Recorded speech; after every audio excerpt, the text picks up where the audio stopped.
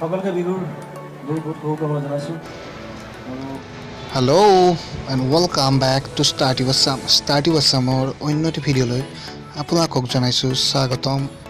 অসমীয়াৰ আৱেগ ৰঙালীলৈ মাথো কেইটিমান দিনহে বাকী, কিন্তু এই সময়তে জুবিন দাই এখন মঞ্চত বিহু নাগাওঁ বুলি ক'লে। সম্পূৰ্ণ ভিডিঅ'লৈ যোৱাৰ আগতেই আপোনালোকক জনাই দিওঁ, এই ভিডিঅ'টোৰ সম্পূৰ্ণ তথ্য বিভিন্ন সূত্ৰৰ পৰা সংগ্ৰহ কৰা হৈছে, সেয়েহে ইয়াত সৰু সুৰা ভুল ভ্ৰান্তি ৰৈ যোৱাটো স্বাভাৱিক।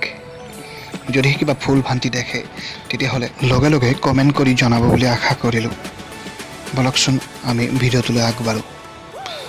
জুবিন দাই সেইদিনা হৈ যোৱা এখন ফাংচনত কৈছিল যে আমি বিহু নাগাওঁ। ৰাইজে বহুতবাৰ অনুৰোধ কৰাৰ পিছতো জুবিন দাই একেবাৰে মান্তি নহ'ল বিহু গাবলৈ। কিয় ক'লে বাৰু বিহু নাগাওঁ বুলি? আহকচোন জুবিন দাৰ মুখেৰে আমি কথাখিনি এবাৰ শুনি লওঁ। বিহুলৈ দেৰি আছে, বিহু আহিবহে। মই বিহু আহিলেহে বিহু গাওঁ, এনেই বিহু গাই নাথাকোঁ।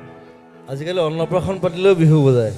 এতিয়া নিশ্চয় বুজিলে ৰাইজ, জুবিন দাই কোনো বিহু মঞ্চতে বিহু নাগাওঁ বুলি মন্তব্য কৰা নাই।